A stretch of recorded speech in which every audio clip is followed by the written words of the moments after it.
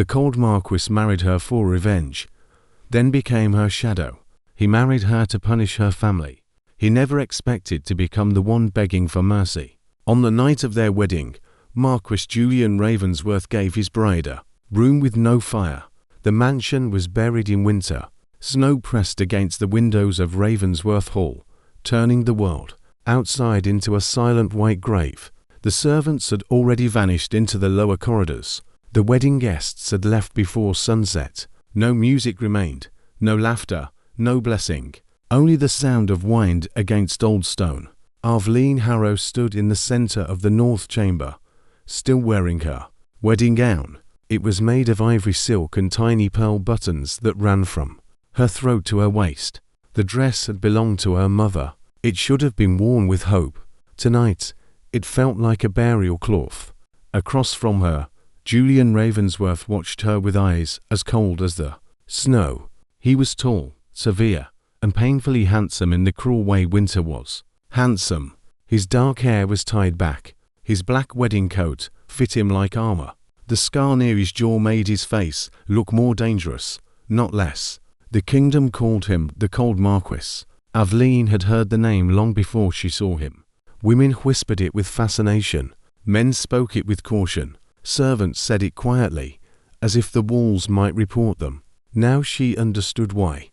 There was no softness in him. Not in the way he stood. Not in the way he looked at her. Not in the way he held their marriage contract like a weapon instead of a vow. "This will be your room," Julian said. Aveline looked around. The north chamber was beautiful once, perhaps. Now the curtains were faded. The hearth was empty. The sheets smelled of lavender and disuse. A single candle burned near the bed, fighting a losing war against the cold. "This room has not been used in years," she said. "No, then why give it to me?" His gaze did not move. "Because it suits a Harrow." There it was, the name. The crime she had been born into without committing. Aveline folded her hands before they could tremble. "My family paid the debt your court demanded. Your family can never pay what it owes. My father is dead." Julian's mouth tightened. "So is my sister." The room fell silent. Aveline knew the story. Everyone knew the story. 10 years ago, Lady Elise Ravensworth had died in the East Tower fire. She was 17, beloved, bright, and engaged to a man from Aveline's family. The official tale said House Harrow betrayed the Ravensworths during a border dispute. It said Aveline's father provided the false message that lured Elise into the tower. It said Harrow men locked the doors and set the fire, hoping to break Ravensworth power before the royal council. Aveline had been 9 years old then, too young to understand why armed men came to her house, too young to understand why her father rode into the night and never returned, too young to understand why her mother stopped singing. She only knew that after the fire, the Harrow name became a curse, and now Julian Ravensworth had married her because of it. Aveline looked at her husband. "If you hate me, why marry me?" His eyes hardened. "Because mercy was too clean." The answer struck like a slap. He stepped closer, not enough to touch, enough for her to feel the cold power of him. "The court wanted your family ruined. I wanted something slower." Aveline's heart beat once. Hard. "You wanted revenge." "Yes." At the altar, long before it, she swallowed. "And what is my punishment, my lord?" Julian's voice lowered. "You will live in this house and learn what your family left behind." Silence, cold, memory. No title beyond what law requires. No place in my bed. No place at my table unless guests demand the performance. Aveline said nothing. He seemed to expect tears. That made her straighten. "Is that all?" A flicker of surprise moved through him. "Only a flicker. I expected more from the daughter of traitors," he said. "Then you have already made your first mistake as my husband." His eyes narrowed. Aveline lifted her chin. "I am not my father's crime. I am not your grief. And I am not the ghost you meant to marry." For 1 second, the room shifted. Not warmth, never warmth, but attention. Julian truly looked at her then. Aveline turned away before that look could matter. She removed one pearl earring and set it on the table. Then the other. Her fingers were numb from cold, but she refused to show it. Julian walked to the door. He paused with one hand on the handle. There are rules, of course. You will not enter the East Tower.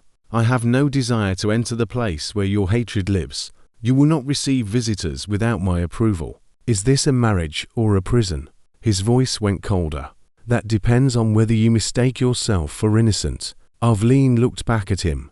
I do not mistake myself for anything. The door closed behind him. The lock did not turn. That was almost worse. He wanted her to know she was free to move through the house, free to be unwelcome in every room. Aveline stood alone in the north chamber until the candle burned low. Then she walked to the hearth, gathered a few dead sticks from the iron basket, and built her own fire. Her hands shook only after it began to burn. Ravensworth Hall was a house that had forgotten how to live. Aveline discovered that within the first week, the servants moved quietly, as if noise itself were disrespectful to the dead. Most rooms were closed. The dining hall seated 40, but served 1. The gardens had gone wild beneath winter frost. The nursery was locked. The music room was covered in white sheets. No one laughed. No one sang. Even the dogs did not bark loudly. Julian had not only preserved his grief, he had taught the house to obey it. Aveline was not invited to breakfast, so she found the kitchen. The cook, Mrs. Sable, nearly dropped a tray when the new Marchioness appeared in a plain wool dress with her sleeves rolled up. My lady, you should not be here. Why not? The Marquis does not like disorder. Aveline looked at the shelves. Half-empty flour bins, old apples, salted meat, good silver locked in cabinets, while the kitchen lacked clean cloth. This is not disorder, she said. This is neglect. Mrs. Sable flushed. Aveline softened her voice. Who controls the household accounts? The steward, Mr. Vale. And who checks him? The cook's silence answered. By noon, Aveline had found the ledgers. By sunset, she had found the theft. Mr. Vale had been stealing from Ravensworth Hall for 7 years. Not boldly. Men like him rarely were. He overcharged for coal, underpaid servants, sold preserves, cut tenant, repairs, and hid the difference beneath morning expenses. Aveline brought the ledgers to Julian's study. He did not invite her to sit. She did anyway. His eyes lifted from a letter. I did not summon you. No. You neglected your own house badly enough that I had to come. His jaw tightened. Choose your next words carefully. I have. Your steward is robbing you. Julian stared at her. Aveline placed the ledgers on his desk. Here, here, here, and here. She pointed to each line. He did not look at first. Then he did. His expression changed almost imperceptibly. Rage entered him without heat. Vale has served this house since my father's time. Then he learned its habits very well. Julian turned another page. Aveline watched him process the numbers. He was not stupid. That annoyed her. It would have been easier if he were. Why bring this to me? He asked. Because the servants are cold and the tenants are hungry. And you care. Yes, why? Aveline looked at him. Because suffering does not become less real when it belongs to people beneath our rank. His gaze sharpened. You speak very prettily for a Harrow, and you insult very predictably for a Ravensworth. For a moment, silence pressed between them. Then Julian stood. Leave the ledgers. I need them back. No, I am not finished. You are finished when I say you are. Aveline rose slowly. She placed both hands on the desk and leaned forward just enough to make the candlelight catch her face. My lord, you may hate me. You may isolate me. You may freeze me in the north chamber until spring. But if you use your grief as an excuse to let honest people starve under your roof, I will become extremely inconvenient. Julian's eyes locked with hers. The air tightened. Then, very quietly, he said, You threaten me in my own study. No, I inform you. She turned and walked to the door. His voice stopped her. Lady Ravensworth.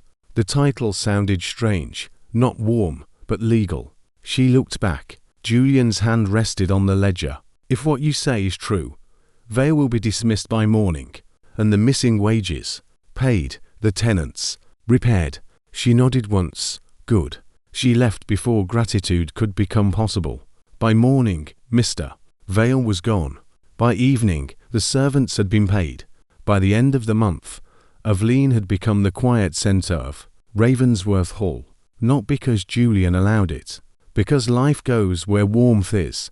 Children from the village began appearing near the kitchen door for bread and lessons. Aveline found them there one afternoon, 5 small faces peering into the steam and flour. Mrs.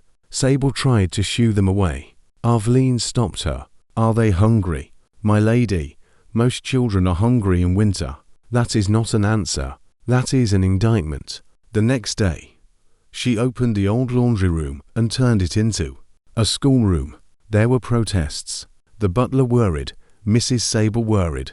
The housemaids whispered. Julian heard about it during supper, because one footman finally gathered enough courage to mention that the Marchioness had ordered 12 slates, 3 benches, and a barrel of apples. Julian set down his knife. She did what? Aveline, sitting at the far end of the table, because guests were not present and Julian had not invited her closer, continued eating soup. "I opened a schoolroom for village children." "Yes, in my laundry room." "It was not doing any laundry." His eyes narrowed. "Did you ask permission?" "No, why?" She looked at him calmly. "Because I expected you to refuse." The footman froze. Julian leaned back. "You think very little of me. You gave me reason." That landed. Aveline saw it. Good. He should have to look at what he had built. Julian's voice lowered. "This house is not a charity. No, it is a tomb. I am improving it." The footman looked like he wanted to disappear into the wall. Julian dismissed him with one glance. Once they were alone, he stood. "You forget yourself." Aveline stood too. "No, I am beginning to remember myself. You are here because I allowed it. I am here because you married me." "I married you for revenge." "Yes," she said, "and yet you got a wife." He went still. The candlelight moved over his face.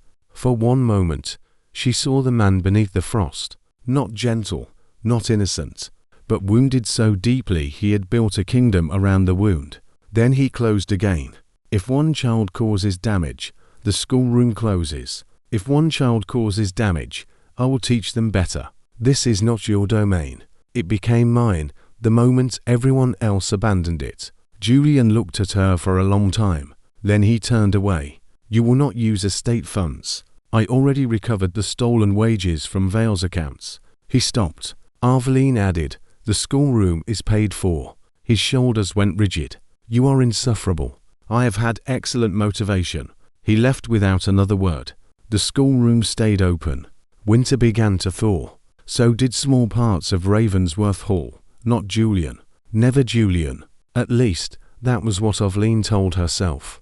Then she found him one morning standing outside the laundry room door. Inside, 12 children sat on benches, while Aveline taught them letters with chalk and patience. A small girl named Pippa kept confusing B and D. Aveline drew 2 little boots facing opposite directions. B walks forward. D turns back. Pippa laughed. The sound went into the corridor. Julian stood there as if he had been struck. Aveline saw him through the open door. Their eyes met. He looked away first. Later, a box of new books appeared outside the schoolroom. No note, no explanation, just books. Aveline knew. She said nothing. The first time Julian touched her after their wedding was because of blood. A boy from the village, Thomas Reed, fell through the rotten ice near the old mill stream. Aveline heard the shouting from the garden and ran before anyone could stop her. The child was half frozen by the time they pulled him out. His lips were blue. His little hands shook violently. His mother screamed into her apron. Aveline ordered hot water, blankets, and space. The village doctor had not arrived, so she did what she knew. She stripped the wet coat from the child, wrapped him in warmed wool, and pressed her own hands around his icy fingers. "Stay with me, Thomas," she said. "Listen to my voice. In, out, again." The boy's breathing hitched. Julian arrived on horseback 10 minutes later. He took in the scene. The mud, the crying mother, the soaked hem of Aveline's dress, the child in her arms. His face changed. "You are freezing," he said. Aveline did not look up. He's colder. Julian removed his coat and draped it over her shoulders. She stiffened. The weight of it was warm, heavy. His scent surrounded her. Cedar, leather, snow. I do not need it, she said. I did not ask. Then take it back. No. She looked up sharply. For once, his coldness was not aimed at her. It stood between her and the winter. The doctor arrived. Thomas survived. The village called it a miracle. Aveline called it blankets, timing, and the child's stubborn heart. That evening, she returned to the mansion shaking so badly she could barely unfasten the wet buttons at her wrists. Julian found her in the side hall. Your hands, he said. She looked down. Her fingers were scraped and red from ice and stone. It is nothing. He took her hand. Aveline froze. His fingers were warm, large, careful in a way she had not expected from him. He looked at the cuts across her knuckles. You say that too easily. What? Nothing. The word moved between them with too much meaning. He reached for a clean cloth from the servant's tray and wrapped her hand. His touch was efficient, controlled, but his thumb paused near her pulse. Aveline felt it. So did he. She pulled her hand back. Do not be kind to me only when I bleed. Julian's face tightened. I do not know how to be kind to you. At least we agree on something. She turned to leave. His voice stopped her. Aveline, her name. Not Lady Harrow, not Lady Ravensworth. Aveline.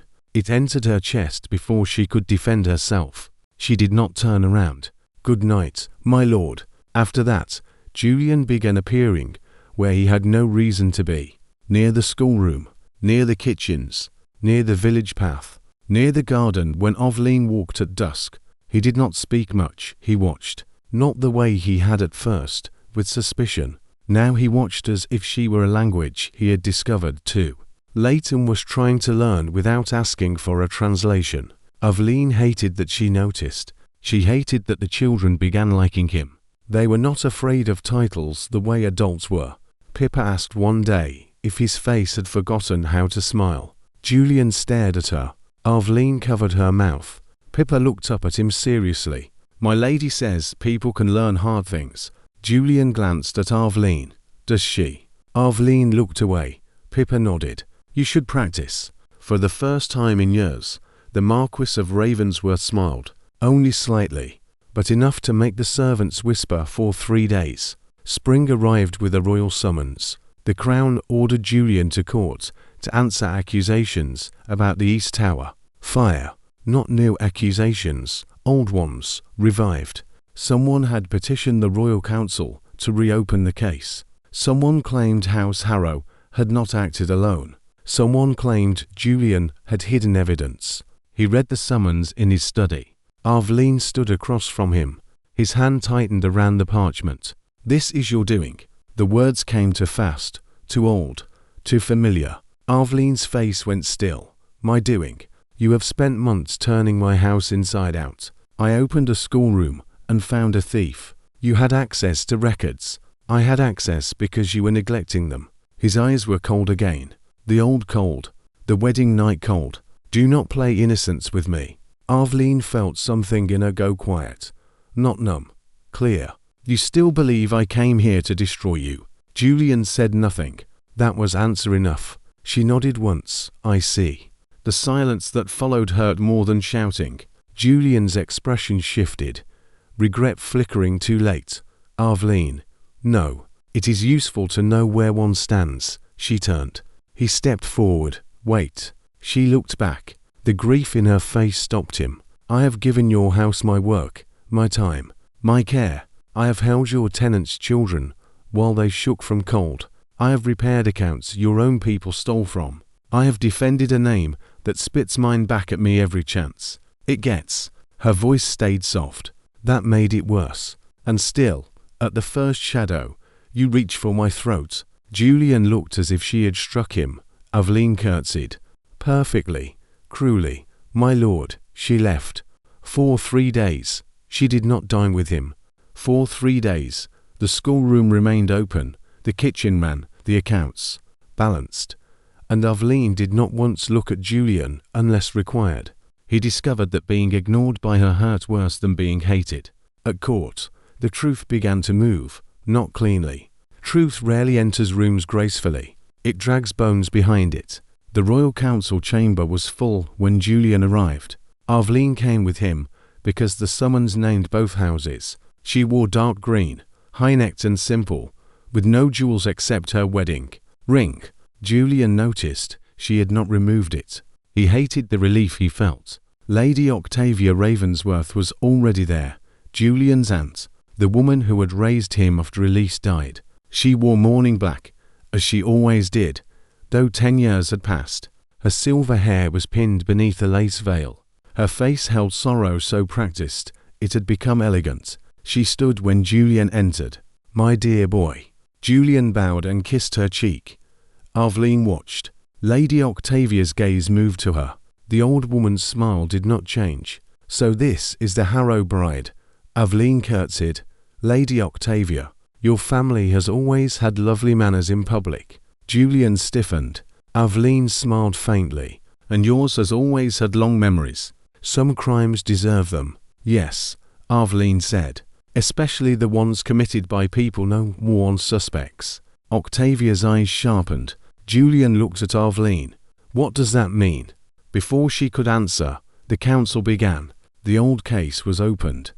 Witnesses spoke. Most repeated the same story that had lived in the kingdom for 10 years. Harrow betrayal. A false message. A locked tower. A dead girl.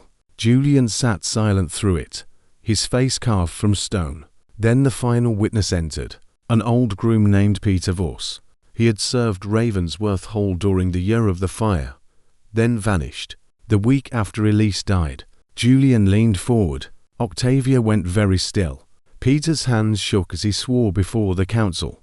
Then he told them the story Ormond had wanted alive. The false message had not come from House Harrow. It had come from inside Ravensworth Hall. The tower doors had not been locked by Harrow men. They had been barred by Ravensworth guards loyal to Lady Octavia. Elise had not been alone in the East Tower. Aveline's father, Lord Harrow, had entered the flames to save her. He died there. His body was removed before dawn. His signet ring was taken and planted among the evidence. The council chamber erupted. Julian heard none of it. He stared at Peter Voss, then at his aunt. Lady Octavia's face had lost every trace of mourning.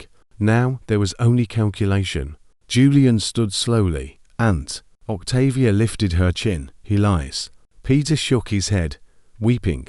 "I lied for 10 years, my lord, not today." Julian's voice was barely audible.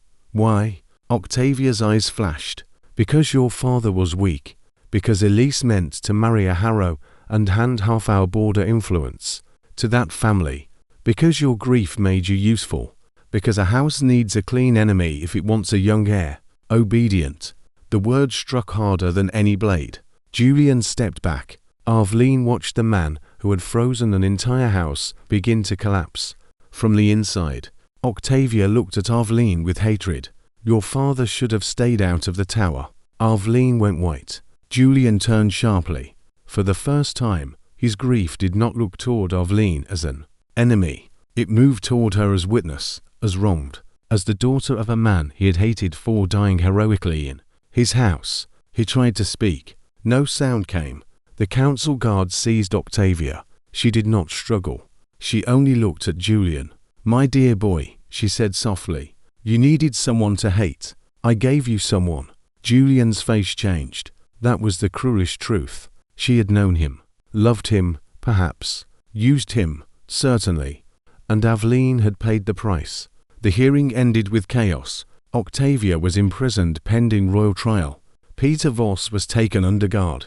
House Harrow's name was formally cleared before the council, though no declaration could return the dead. Julian stood outside the chamber, like a man who had been carved hollow. Aveline passed him without stopping. He reached for her, then stopped himself before touching. That tiny restraint almost broke her. "Aveline," he said. She turned. His eyes were red, not from tears shed, from holding them back badly. "My father died trying to save your sister," she said. "Yes, and you made me pay for her death." His throat moved. "Yes, You married me for revenge against the daughter of a man who died inside your fire. Julian closed his eyes. Yes. Aveline's voice trembled for the first time. I was 9 years old. I lost my father too. He opened his eyes. There was no defense in him. Only horror. I know. No, she said. You do not. Not yet. She walked away. This time, he did not follow. That night, Julian entered the East Tower for the first time in 10 years. He went alone. The tower had been sealed since the fire. The stones still smelled faintly of smoke. Burn marks climbed the walls like black vines. The air was cold and stale. He found the place where Elise had died. Then he found, beneath a broken beam, a rusted scrap of metal. A Harrow signet ring, not planted in the hall, as he had been told, melted into the floor. Beside it, half buried in ash, was a child's hair ribbon, Elise's, and a blackened piece of cloth from a man's coat. Julian sank to his knees. For 10 years, he had fed his grief the wrong name. For 1 year, he had punished a woman whose father died trying to save his sister. Aveline's words returned to him. I lost my father too. Julian bent over the ash and broke, not loudly. No dramatic scream, only a sound like something finally cracking in a frozen river. By morning, he dismissed every portrait of Octavia from the house. By noon, he gave orders to restore the East Tower, not as a memorial to hatred, but as a home for the schoolchildren and Aveline had brought into Ravensworth Hall. By evening, he stood outside Aveline's north chamber with a tray of tea. He knocked. No answer. He waited. Then her voice came from inside. Enter. Julian opened the door. Aveline sat near the fire she had built herself, reading a letter. She looked at the tray, then at him.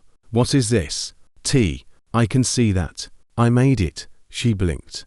The silence became almost absurd. You made tea? Yes. Why? Because Mrs. Sable said you drink it when you are angry. Aveline looked at him. And did Mrs. Sable also tell you tea cannot fix a year of cruelty? Yes. Wise woman, yes. He stepped inside and set the tray on the table. Then he stood with his hands at his sides, like a man awaiting sentence. Aveline waited too. Julian drew a breath. I believed a lie because it was easier than doubting the woman who raised me. I let hatred give me a purpose. Then I used that purpose to hurt you. Aveline's face did not change. He continued. I gave you cold rooms, cold words, a life alone in a house that should have welcomed you. I punished you for a crime you did not commit, and even if you had been only an innocent stranger, it would still have been unforgivable. Her fingers tightened around the letter. Do not make this speech beautiful, Julian. He flinched at his name in her mouth. Not my lord, Julian. I am not trying to. You are. Men like you always do. You turn regret into poetry, so women must comfort you for feeling it. The words entered him cleanly. He bowed his head. You are right. That silence lasted longer. Then he lowered himself to one knee. Aveline went still. Do not. He looked up. I am not performing. You think kneeling balances anything? No. Then why? Because I have stood above you since the moment you entered this house. I do not deserve to stand there now. Her eyes shone, not with softness, with pain. I do not want your pity. You have my shame. I do not want that either. Then tell me what you want, and if it is mine to give, I will give it. Aveline laughed once. It hurt to hear. You cannot give me my father. No. You cannot give me the year I spent sleeping in this room. No. You cannot give me the person I might have been if your hatred had not been waiting at the altar. Julian's voice broke.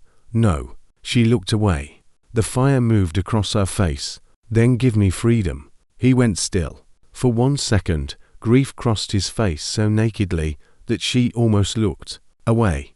But he nodded. Yes. You will not contest an annulment. No. You will return my dowry. Yes. You will fund the schoolroom for the rest of your life. Yes. You will clear my father's name in every court where you slandered it. His throat moved. Yes. And you will stop looking at me like your pain should become my duty. That struck deepest. Julian lowered his head. Yes. Aveline closed her eyes. The room was silent except for the fire. When she opened them, he was still kneeling. "Stand up," she said. He obeyed. She looked at the tea. "Leave it." Hope flickered in his face. Only a little. She saw it and hated how much it hurt. "I am still angry," she said. "I know. I may always be. I know. I do not forgive you. I know." He turned toward the door. At the threshold, she spoke again. "Julian." He looked back. Did she suffer? He knew whom she meant. Elise, his sister. The girl in the tower. He could have lied kindly. Instead, he said, "Yes." Aveline's face tightened.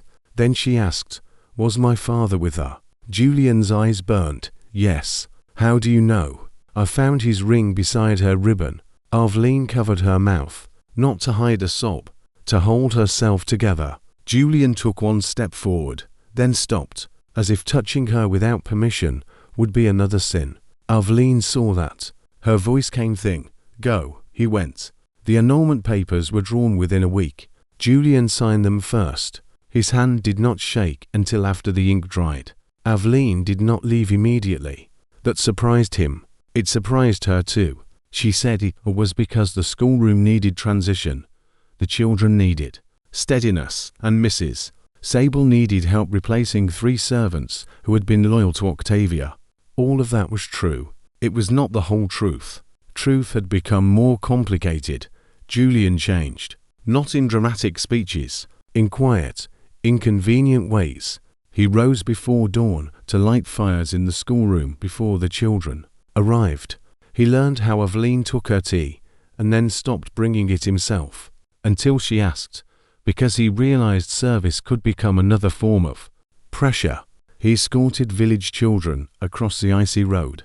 He sold Octavia's jewels, and used the money to restore Harrow graves. He stood before the royal council and said, in a voice heard by every noble house, "Lord Harrow died a brave man. I repeated a lie because grief made me willing to be cruel." No one in that chamber had ever seen the Cold Marquis humble himself. Aveline heard about it from Mrs. Sable, then from a footman, then from the children, who had somehow decided public apologies were less interesting than the fact that Julian had slipped on mud afterward, and pretended not to. Aveline did not thank him. He did not expect her to.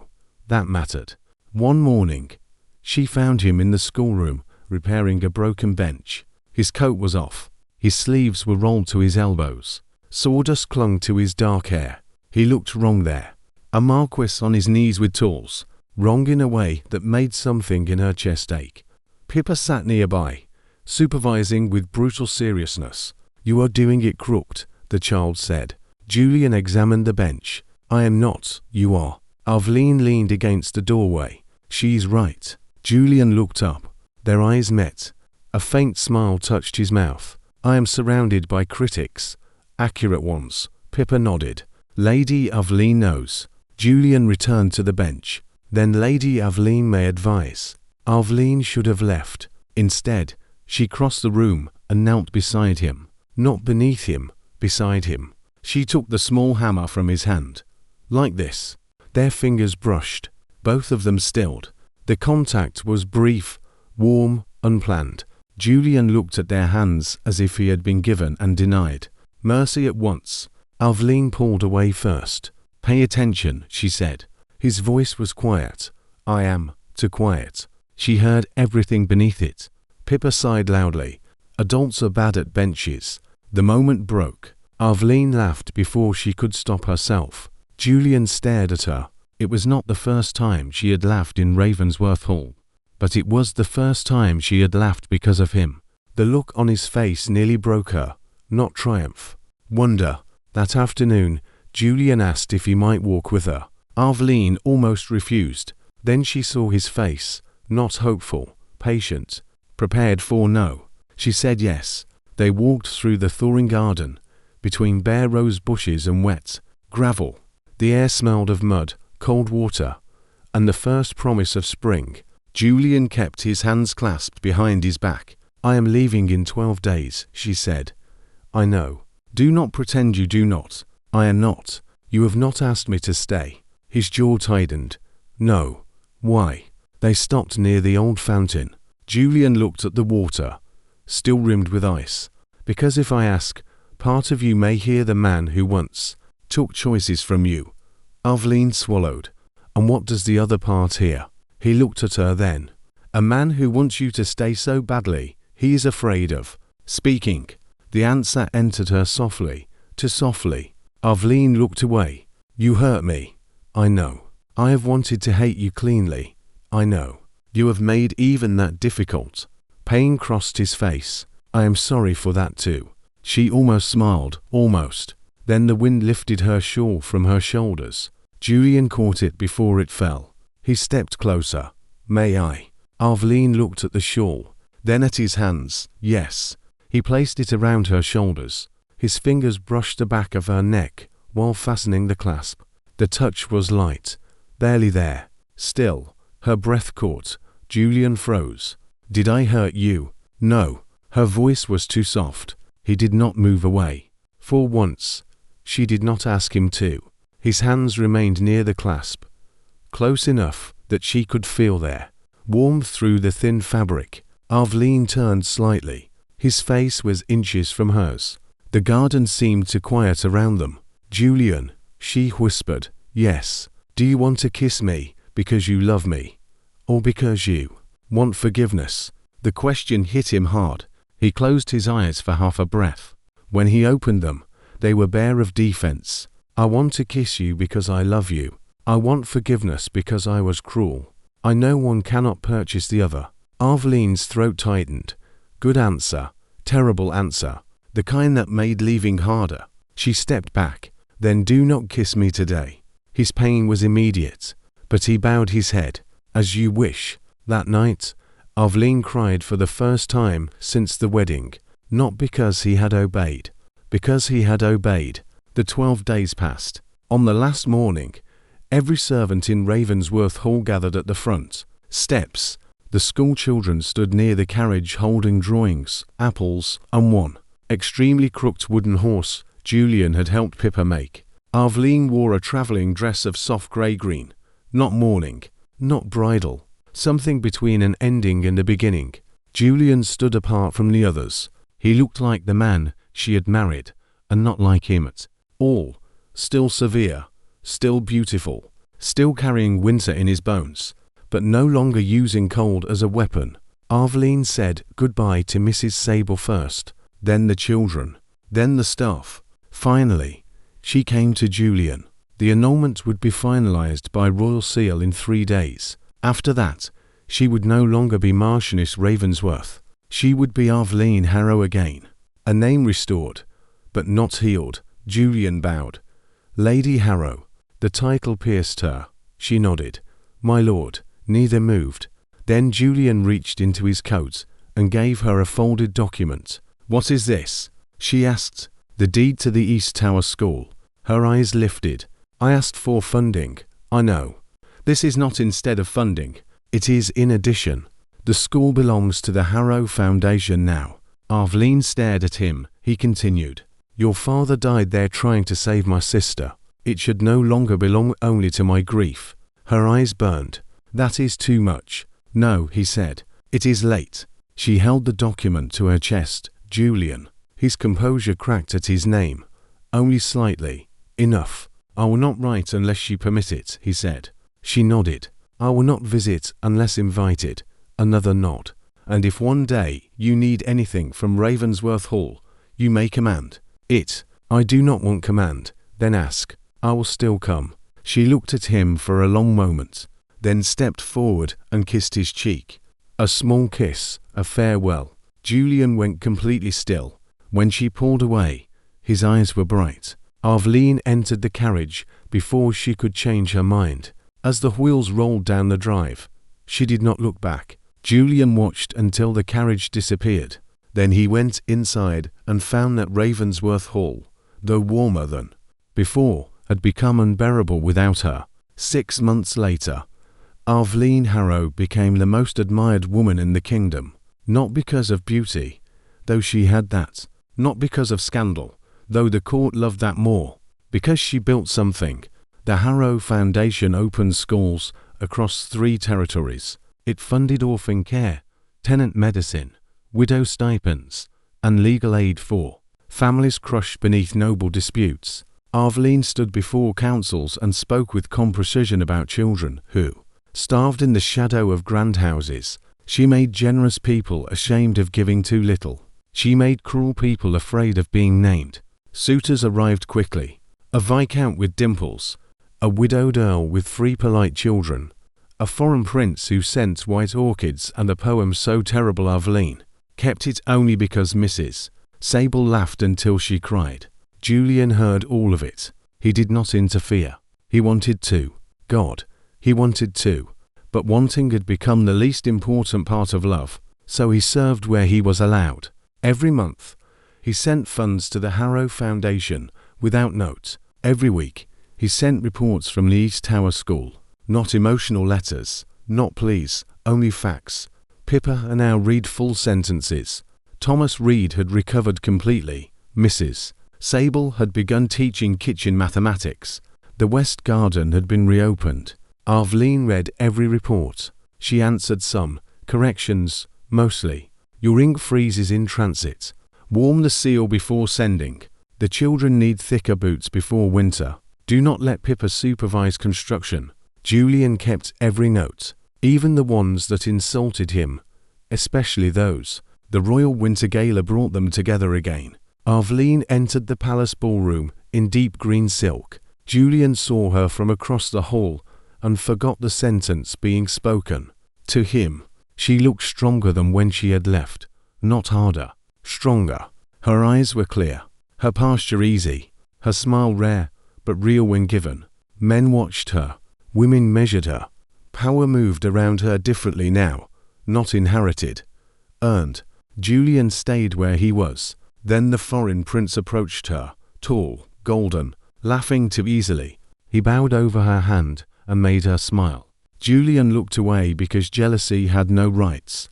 A minute later, a servant appeared beside him, Lord Ravensworth. Lady Harrow asks if you would bring her tea. Julian stilled. The servant looked nervous. No honey, Julian said. The servant blinked. I beg your pardon. She takes it without honey. He went himself. Across the ballroom, Aveline watched him approach with the cup.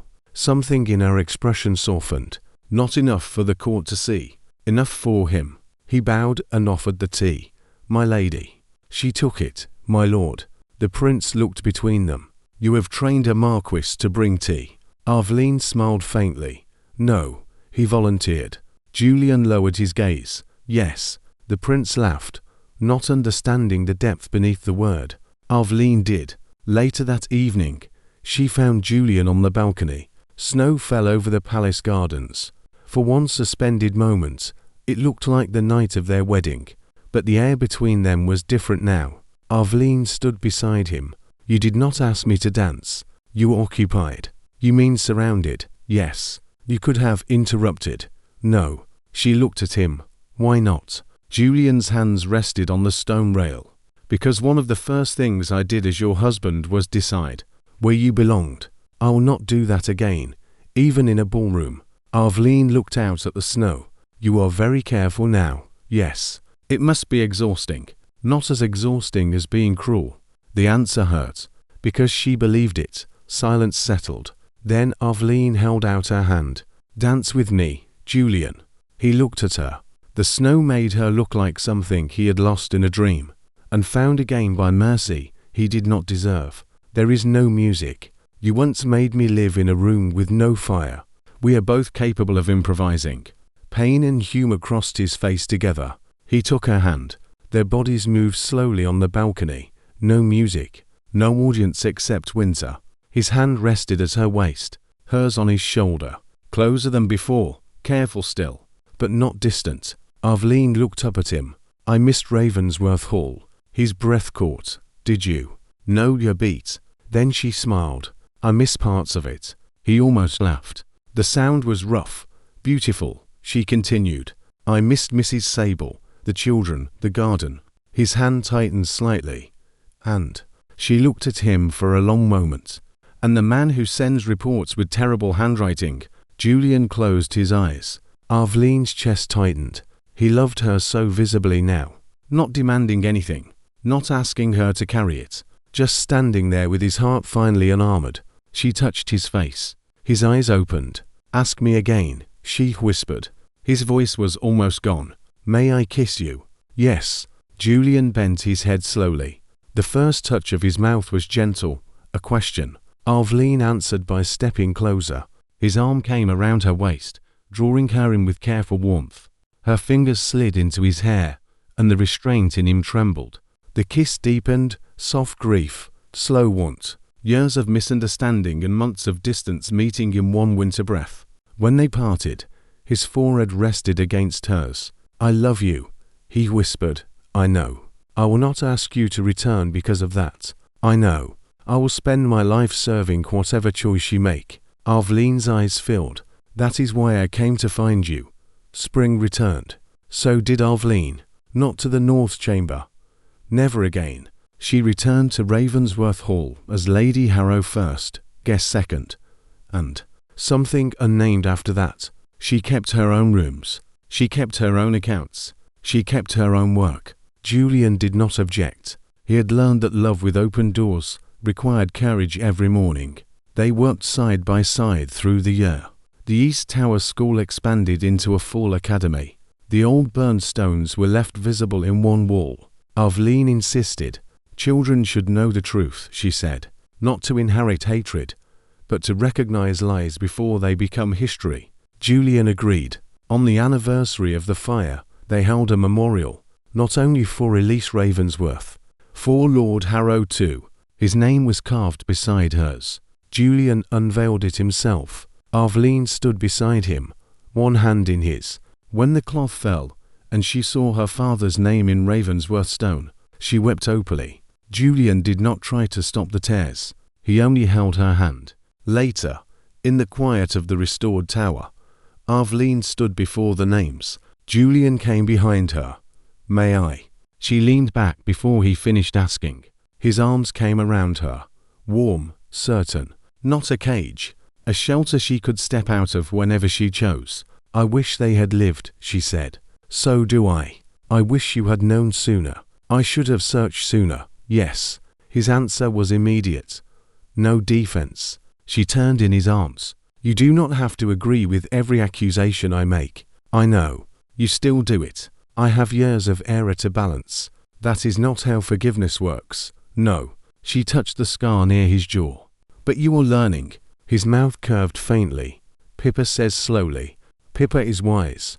He kissed her palm. Aveline's breath caught. Even after everything, that gentleness still reached places in her that had learned to guard themselves. She lifted her face. This time, she did not wait for him to ask. She kissed him first. Julian held her carefully, then fully, when she wrapped her arms around his neck. In the tower where old hatred had been born, they stood close and warm beneath the names of the dead, not erasing them, not using love to cover what had happened, only proving that truth could grow something living where lies had once fed. Fire. They married again in autumn. No royal spectacle, no revenge contract, no cold North Chamber waiting afterward. The ceremony took place in the garden of Ravensworth Hall, where the children had planted white roses for Elise and blue lavender for Lord Harrow. Aveline wore green. Julian wore no gloves.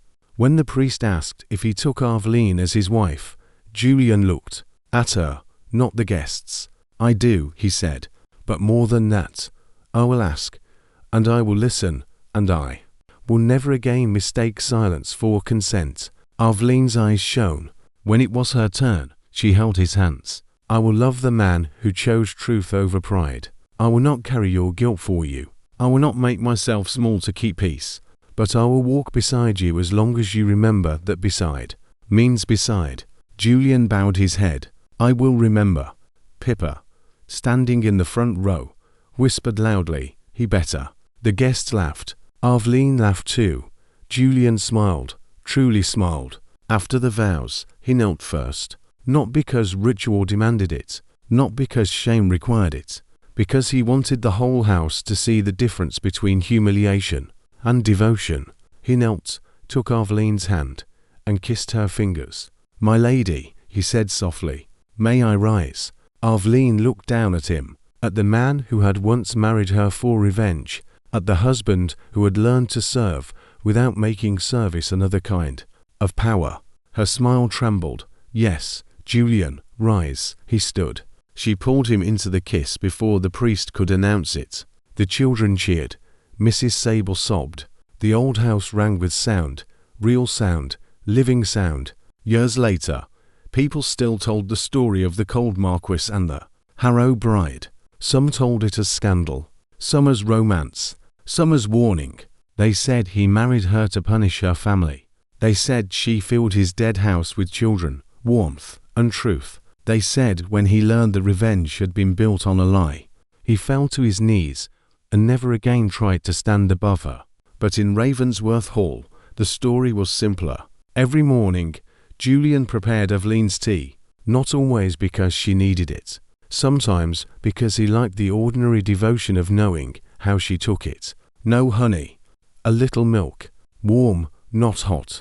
Every winter, he checked the north chamber himself to ensure the hearth burned well for guests. Every year, on the anniversary of the fire, Aveline and Julian placed 2 candles in the east tower, one for Elise, one for Lord Harrow. Then they returned to the schoolroom, where children shouted over books, chalk, boots, and life.